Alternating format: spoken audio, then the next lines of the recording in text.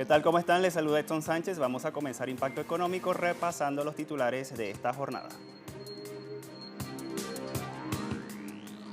La mayoría de la población chilena cree que la situación laboral será peor el año próximo, según un reciente estudio. En América Latina tenemos todos los detalles. Y en contexto abordaremos la propuesta de asociaciones de pensionados en España para minimizar la evasión fiscal de las grandes empresas. También expresaron peticiones al gobierno para que cumpla con obligaciones sociales a este sector. Y China anuncia exenciones arancelarias a productos estadounidenses. En nuestro segmento Economía 360 ampliamos todos los detalles.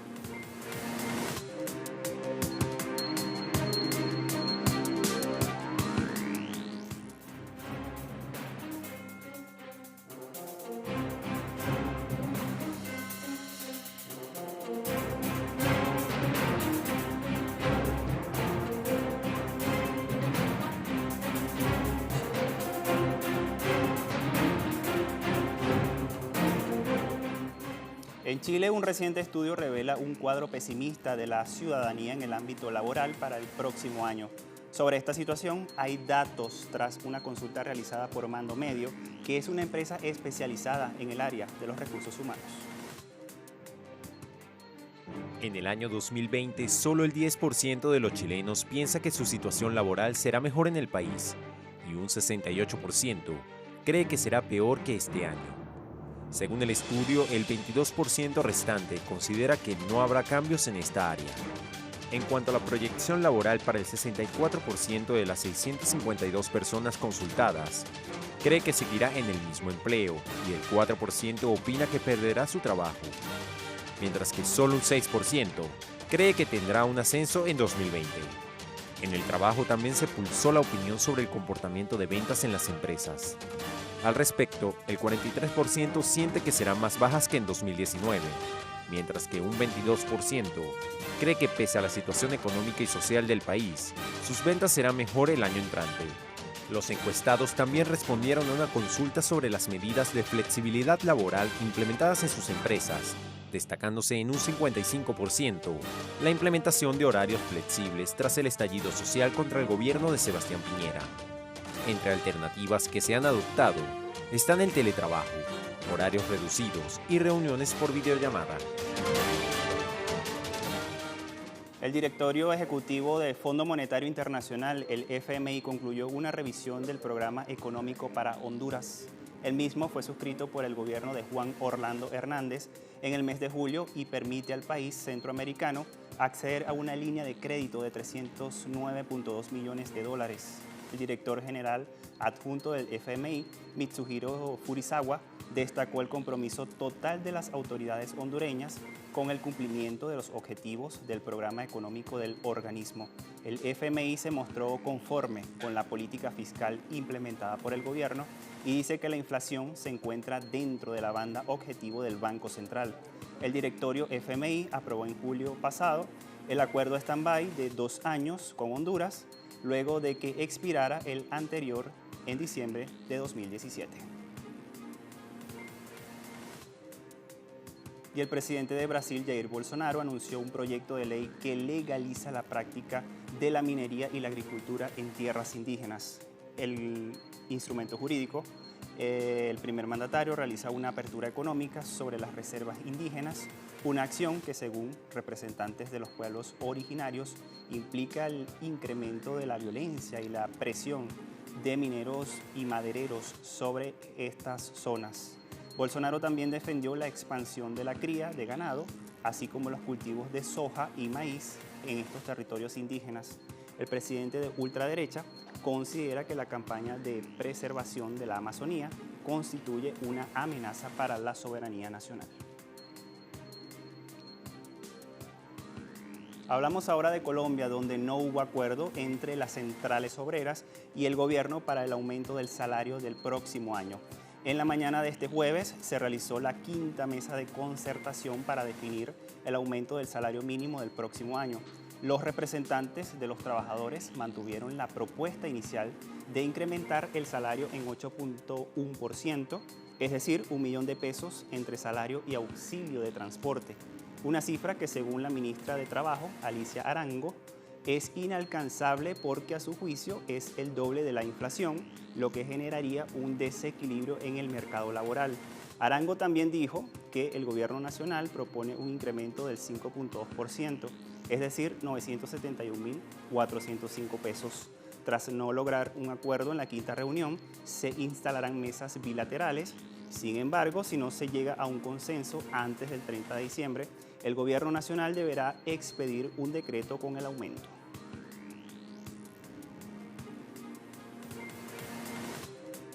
Y la denominada industria sin chimenea, como suele llamársele al turismo, amplió su participación dentro del Producto Interno Bruto de México, según la cuenta Satélite del Turismo 2018, publicada por el Instituto Nacional de Estadística y Geografía. La actividad económica del turismo representó 8.7% del Producto Interno Bruto de México y creció 2.6% respecto a 2017. Sobre el gasto de consumo realizado por los turistas dentro del país, fue de 3.23 billones de pesos, equivalentes a 170.000 millones de dólares. El consumo correspondiente al turismo de residentes en este país constituyó 82.7%, mientras que el gasto que realizaron los visitantes procedentes de otras naciones aportó el restante 17.3%. El año pasado, las actividades relacionadas con el turismo reportaron 2.3 millones de empleos remunerados, lo que significó 6% del total de la ocupación remunerada del país. La mayor aportación de empleos se dio en restaurantes, bares y centros nocturnos, con una participación de 29%, y en transporte de pasajeros, 25%.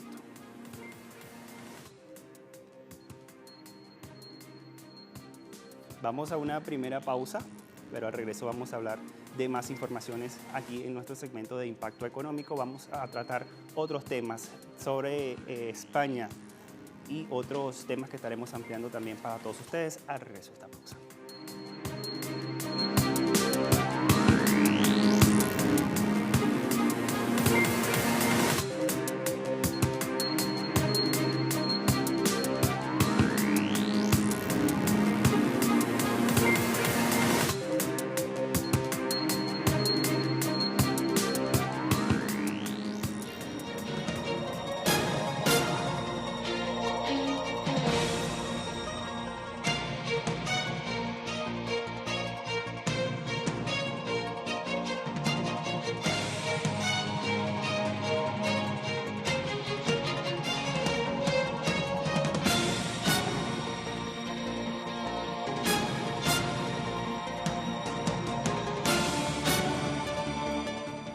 En España están exigiendo una reforma fiscal para que las multinacionales del país aporten mayores recursos al fisco. Esta propuesta ha surgido desde el vicepresidente de la Asociación para la Defensa de las Pensiones Públicas de Canarias, Luis Pérez Cerichol, y este panorama económico para las grandes empresas y su situación fiscal. En el mes de noviembre del presente año, la Agencia Tributaria de España informó que unas 27 empresas multinacionales ganaron más de 25.000 millones de euros en 2016, pero tributaron ese año solo 65 millones de euros, es decir, el 0,3% de los beneficios que obtuvieron. De acuerdo a la Asociación de la Defensa de las Pensiones Públicas de Canarias, en ese mismo año, murieron en España 30.000 personas dependientes sin llegar a cobrar la prestación de dependencia que ya tenían reconocida. El Sindicato de Técnicos de Hacienda prevé que con un plan eficaz y con personal suficiente se podrían recaudar 40.000 millones de euros y reducir el escandaloso porcentaje del 25% en que se estima se da la evasión fiscal. Agregan que el Banco Santander obtuvo en 2015 beneficios superiores a los 3.455 millones de euros y 2.300 millones en 2016, pero no tributó ni un euro por esas ganancias. Lo mismo habría sucedido con Bankia y otras entidades financieras, mientras miles de ciudadanos fueron desahuciados por no pagar sus hipotecas a esos mismos bancos. La irregularidad en la evasión fiscal se dio en el medio del préstamo otorgado por el gobierno del Partido Popular para cubrir las pérdidas de la mala gestión bancaria por 65.000 millones de euros. Asimismo, la Asociación de Pensionados indica que las empresas eléctricas encarecen sus recibos cada año, sin ninguna explicación convincente, y miles de personas sufren pobreza energética y no pueden pagar la luz ni la calefacción. Luis Pérez Erichol en su artículo también refleja que en España existe un fraude fiscal, una gran evasión de capitales y recursos que van destinados a paraísos fiscales. Todos los detalles se los contamos a continuación. Luis Pérez Erichol, vicepresidente y portavoz de la Asociación para la Defensa de las Pensiones Públicas de Canarias, a través de un artículo publicado en la página web Caos en la Red, revela que en España existe un fraude fiscal reconocido de 90.000 millones de euros y una evasión de capitales a paraísos fiscales estimada en más de 400.000 millones de euros. Asimismo, Pérez Erichol señala que los gobiernos estatales, en vez de recaudar los impuestos correspondientes a las grandes empresas del país, prefieren recortar los servicios públicos esenciales, tales como la sanidad, educación, dependencia, subsidios de desempleo y pensiones. Erichol concluye acotando que los informes de Hacienda revelan con claridad que el sistema tributario, en vez de justo y progresivo, es injusto y regresivo, lo que a su juicio es inversamente proporcional a las ganancias de las empresas y la riqueza del escasísimo sector social que se beneficia de ellas. En ese sentido agrega que quienes más ganan, menos pagan, escenario que da paso a un aumento de la desigualdad y la pobreza en el país. Y frente a la realidad de las grandes ganancias de las empresas españolas en su bajo aporte al fisco, integrantes de las plataformas y asociaciones para la defensa de las pensiones públicas proponen una reforma fiscal. Las demandas están dirigidas para obtener un control efectivo de la economía sumergida y de la evasión fiscal y de capitales. También para que sean adoptadas medidas eficaces para acabar con la corrupción empresarial y política. Los pensionados consideran que de esta forma el Estado puede disponer de recursos necesarios para hacer frente a las obligaciones sociales que impone la Constitución española y precisan las ciudadanas y ciudadanos más desprotegidos del país.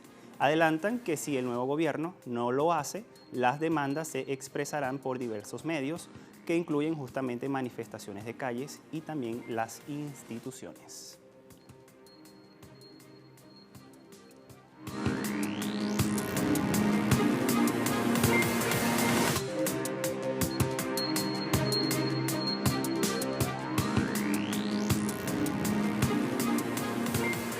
Y les contamos que China exime aranceles adicionales por un año a varios productos estadounidenses. La Comisión de Aranceles Aduaneros del Consejo del Estado de China, en un comunicado, informó que la exención cubre una lista con 6 categorías de productos, entre ellos manteca de cerdo y polietileno de alta densidad. La exención se prolongará del 26 de diciembre de este año al 25 de diciembre del 2020 y se trata entonces de un segundo grupo de productos estadounidenses que el gigante asiático exime contra sanciones a las medidas proteccionistas de la sección 301 de la Ley de Comercio de Estados Unidos. El pasado 15 de diciembre, 2 días después de anunciado un acuerdo de primera fase para solucionar la controversia comercial entre las dos mayores economías del mundo, China suspendió los aranceles adicionales del 10 y 5% a productos de Estados Unidos que planeaba cobrar a partir de esa misma fecha. Y el Banco de Inglaterra mantuvo los tipos de interés en el Reino Unido por el orden de 0.75%. Al término de una reunión, 7 de los 9 miembros del Comité de Política Monetaria del banco votaron a favor de dejar sin cambio el precio del dinero para mantener así la inflación en 1.5%. Sin embargo, 2 de los 9 integrantes del comité se manifestaron a favor de un recorte de 0.5 puntos. El banco decidió mantener su programa de estímulo cuantitativo en el que ha invertido 513.300 millones de euros en bonos de deuda, sobre todo la pública. Por otra parte, la entidad financiera espera un ligero crecimiento del Producto Interno Bruto británico en el último trimestre de este año. Y la entidad financiera de Alemania, el Deutsche Bank, prevé eliminar puestos de trabajo con el propósito de bajar los costos, según el periódico económico Handelsblatt. Se trata de una medida que puede dejar sin ingresos a 6.000 personas. La reducción de plantillas se producirá en una reestructuración del banco con el propósito de bajar costos equivalentes a 1.000 millones de euros hasta el año 2022. Sin embargo, el medio destaca que el recorte de plantilla deberá ser aún mayor en ese periodo hasta 2022 y el banco, por otra parte, plantea la eliminación de 18.000 puestos de trabajo. El banco pretende contar con 74.000 trabajadores en todo el mundo. El presidente del banco, Christian Sewing, advirtió que parte de los recortes se darán dentro de Alemania. La reestructuración implicará el cierre de entre 200 y 300 oficinas. Y en Grecia, datos recientes del Ministerio de Trabajo indican que la mayoría de la fuerza laboral percibe salarios ajustados. Según el Ministerio de Trabajo, 63.8% de la población cobra mensualmente menos de 1.000 euros brutos y 20.5% no llega a 500 euros de ingresos. Solo 8.2% de los 2 millones de personas asalariadas supera 2.000 euros de sueldo mensual. En enero se dio un aumento de 11% sobre el salario mínimo en este país, alcanzando los 650 euros. Mientras tanto, el salario medio se incrementó 1.62% hasta los 1.046 euros mensuales. Del total de asalariados en 2019, 69.2% trabajaron en plena jornada, mientras que el resto sobrevivió con empleos precarios o a tiempo parcial. Con la desregulación del mercado de trabajo en 2012, el número de empleos precarios se incrementó y los nuevos puestos creados durante el periodo fueron de baja calidad.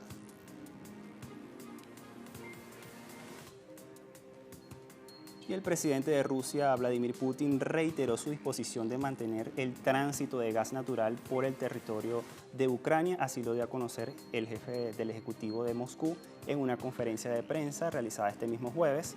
El dignatario dijo allí que Rusia planeaba seguir transportando gas a lo largo del oleoducto ucraniano, a pesar de ser más largo y costoso que la alternativa del mar Báltico.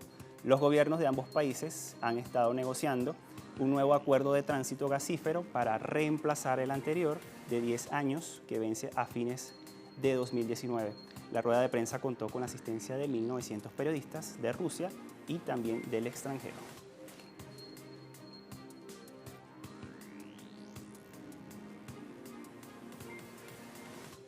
Y con estas informaciones llegamos al final de esta emisión de Impacto Económico. Sugerencias y comentarios a través de impactoeconómico@telesurtv.net. Gracias a todos por su compañía. Hasta la próxima.